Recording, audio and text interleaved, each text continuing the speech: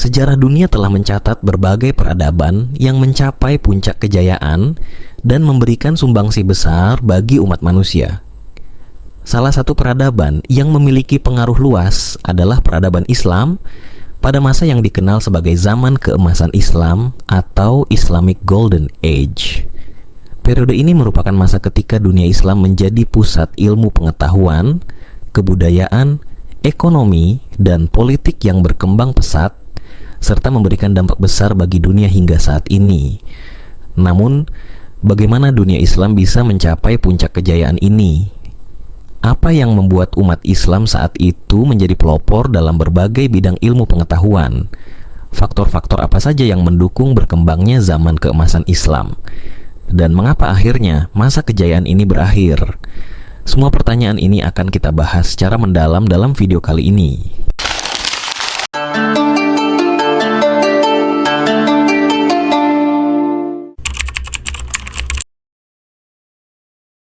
Zaman keemasan Islam berlangsung kurang lebih dari abad ke-8 hingga abad ke-14 Masehi. Periode ini ditandai dengan kemajuan dalam berbagai bidang kehidupan, terutama dalam ilmu pengetahuan dan teknologi. Kemajuan ini tidak terlepas dari peran besar kekhalifahan Islam, terutama di bawah kepemimpinan dinasti Abbasiyah. Dinasti Abbasiyah mengambil alih kekuasaan dari dinasti Umayyah pada tahun 750 Masehi setelah terjadi revolusi besar yang mengubah peta politik dunia Islam. Berbeda dengan pemerintahan Umayyah yang lebih berorientasi pada ekspansi militer, dinasti Abbasiyah lebih menekankan pada perkembangan ilmu pengetahuan dan administrasi pemerintahan yang lebih efisien. Khalifah pertama Abbasiyah, As-Saffah, mendirikan pusat pemerintahan baru di Baghdad yang kemudian berkembang menjadi kota paling maju di dunia pada masanya. Faktor utama yang mendorong berkembangnya ilmu pengetahuan di dunia Islam adalah sikap terbuka terhadap ilmu dari berbagai peradaban. Pemerintah Abbasiyah sangat menghargai ilmu pengetahuan dan aktif mengundang para cendekiawan dari berbagai latar belakang budaya dan agama untuk bekerja sama dalam mengembangkan ilmu.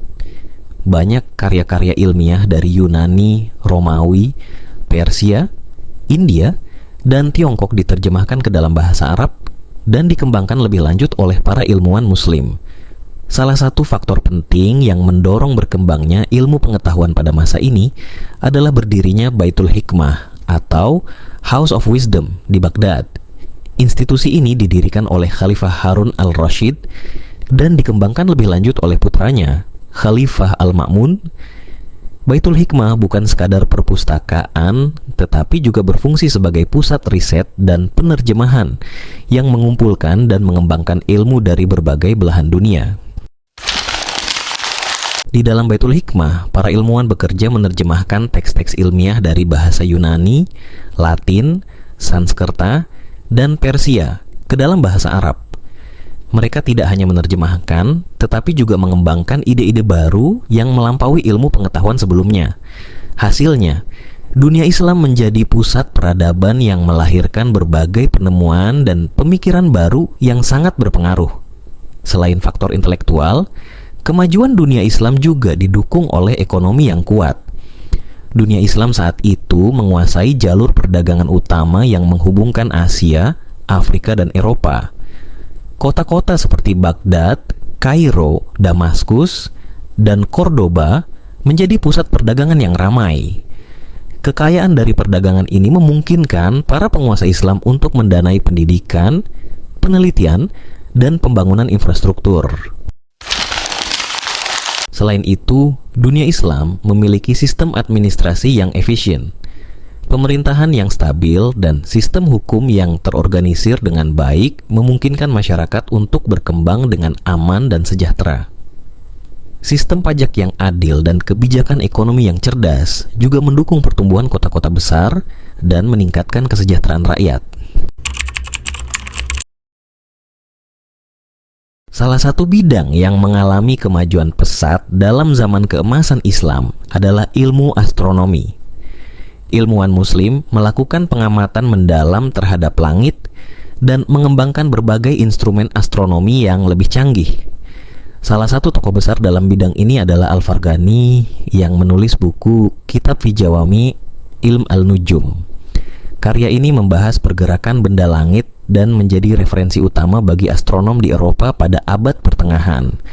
Al-Battani, seorang astronom muslim lainnya, berhasil menyempurnakan perhitungan kalender dan menemukan nilai yang lebih akurat untuk panjang tahun matahari dibandingkan dengan hasil pengukuran astronomi sebelumnya. Al-Zarqali, seorang ilmuwan dari Andalusia, mengembangkan astrolabe, sebuah alat navigasi yang kemudian banyak digunakan oleh para pelaut di seluruh dunia. Selain astronomi, matematika juga berkembang pesat dalam dunia Islam. Al-Khwarizmi, seorang ilmuwan Persia, dianggap sebagai bapak Al-Jabar. Bukunya, Al-Kitab Al-Mukhtasar fi Hisab Al-Jabr wal Muqabalah, menjadi dasar bagi cabang matematika yang sekarang kita kenal sebagai aljabar. Kata aljabar sendiri berasal dari judul buku ini. Selain itu, Al-Khwarizmi juga memperkenalkan sistem bilangan desimal dan konsep angka nol yang ia adopsi dari sistem matematika India dan kemudian menyebar ke dunia barat melalui terjemahan ke dalam bahasa Latin. Bidang kedokteran juga mengalami kemajuan luar biasa di dunia Islam. Al-Razi, seorang dokter dan filsuf, menulis ensiklopedia kedokteran kitab Al-Hawi yang selama berabad-abad menjadi buku pegangan utama di universitas-universitas Eropa. Ia juga dikenal karena kemampuannya dalam diagnosis penyakit serta eksperimennya dalam farmakologi dan penggunaan alkohol dalam dunia medis. Ibnu Sina atau Avicenna merupakan tokoh besar lainnya dalam dunia kedokteran Islam. Karyanya, Al-Qanun fil Tibb, The Canon of Medicine, menjadi buku standar dalam dunia kedokteran hingga abad ke-17.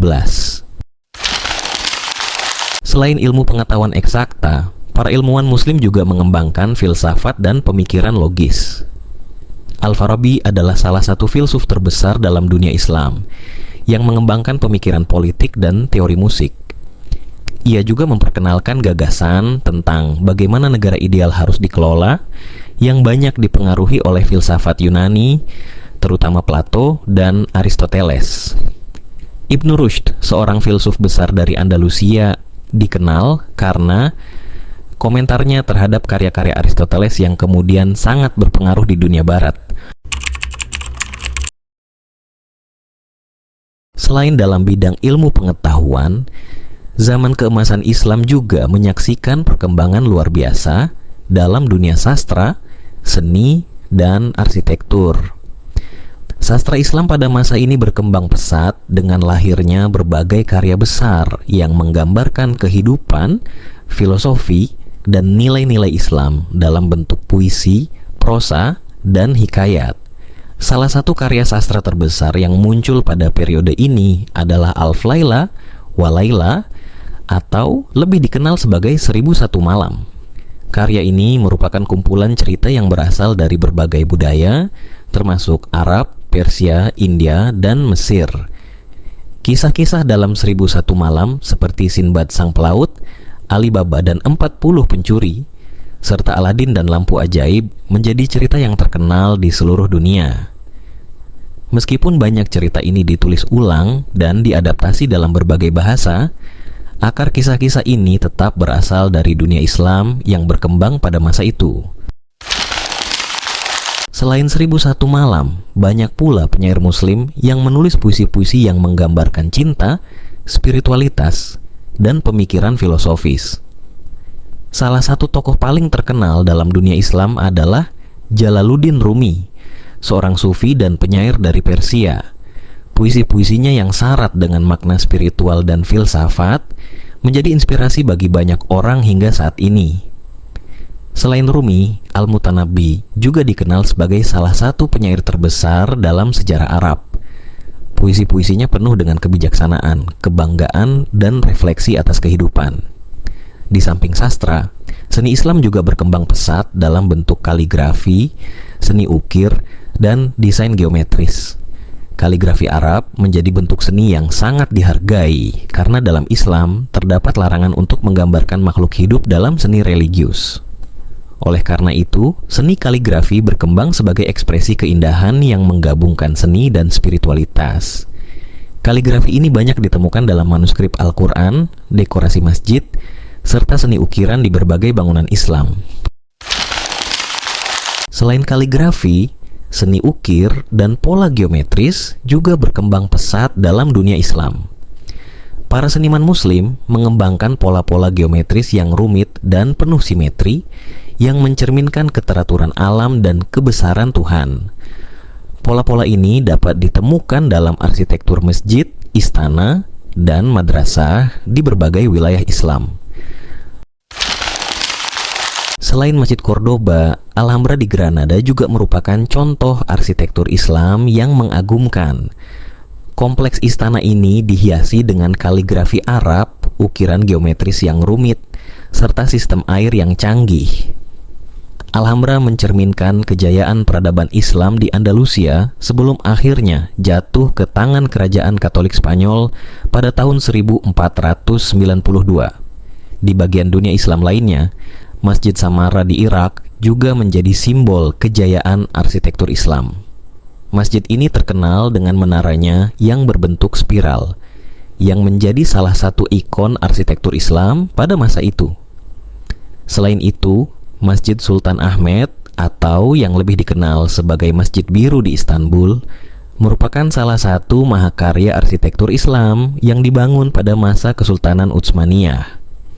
Arsitektur Islam tidak hanya mencakup bangunan religius seperti masjid, tetapi juga bangunan-bangunan lain seperti istana, benteng, jembatan, dan madrasah. Madrasah Al-Mustansiriyah di Baghdad adalah contoh dari institusi pendidikan Islam yang juga memiliki desain arsitektur yang megah. Keberhasilan peradaban Islam dalam bidang ilmu pengetahuan tidak terlepas dari sistem pendidikan yang maju. Madrasah atau lembaga pendidikan Islam berkembang pesat selama zaman keemasan Islam. Madrasah tidak hanya mengajarkan ilmu agama, tetapi juga ilmu pengetahuan umum seperti matematika, kedokteran, astronomi, dan filsafat. Salah satu madrasah paling terkenal adalah Madrasah Nizamiyah yang didirikan oleh Nizam al-Mulk, seorang wazir dinasti Seljuk. Madrasah ini memiliki kurikulum yang sangat maju dan menjadi model bagi banyak institusi pendidikan lainnya di dunia Islam. Beberapa ilmuwan besar seperti Al-Ghazali pernah mengajar di Madrasah Nizamiyah. Selain madrasah, dunia Islam juga memiliki perpustakaan besar yang menjadi pusat ilmu pengetahuan. Salah satunya adalah perpustakaan Dar al-Hikmah di Kairo yang menjadi salah satu pusat pembelajaran terbesar pada masanya. Perpustakaan ini memiliki ribuan manuskrip yang mencakup berbagai bidang ilmu pengetahuan. Sistem pendidikan dalam dunia Islam saat itu sangat inklusif dan memberikan kesempatan bagi berbagai lapisan masyarakat untuk belajar. Banyak murid dari berbagai wilayah datang ke kota-kota besar seperti Baghdad, Cordoba, dan Damaskus untuk menuntut ilmu dari para ulama dan ilmuwan terkemuka.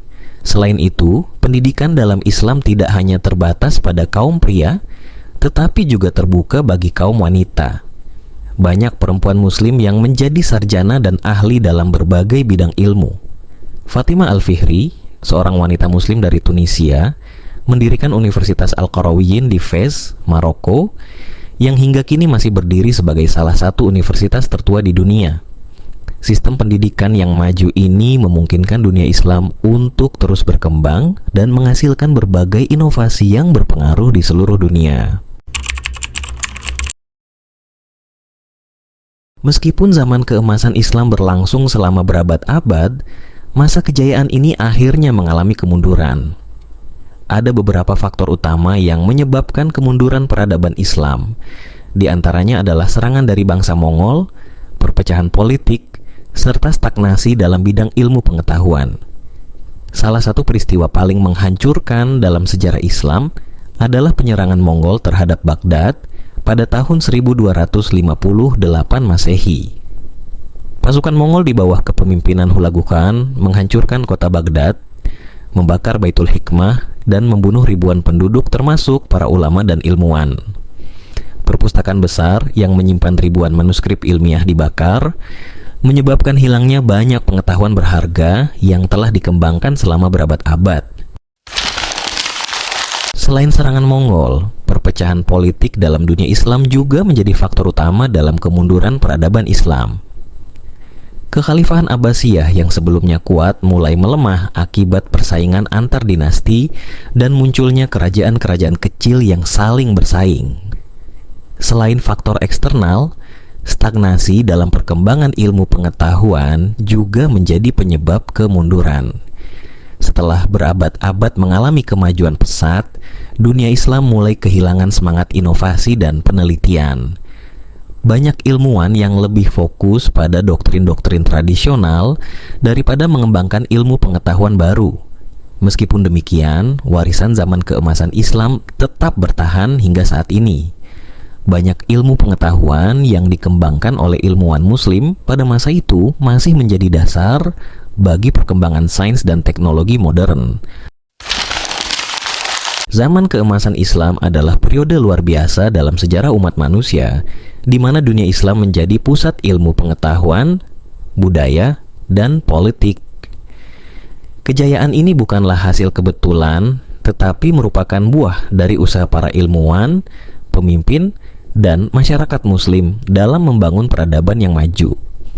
Meskipun masa keemasan ini telah berakhir, semangat pembelajaran dan inovasi dari para ilmuwan Muslim masa lalu tetap bisa menjadi inspirasi bagi kita untuk membangun masa depan yang lebih baik. Terima kasih sudah menonton video ini. Jangan lupa untuk like, di subscribe, dan nyalakan notifikasi agar tidak ketinggalan konten menarik lainnya. Sampai jumpa di video berikutnya.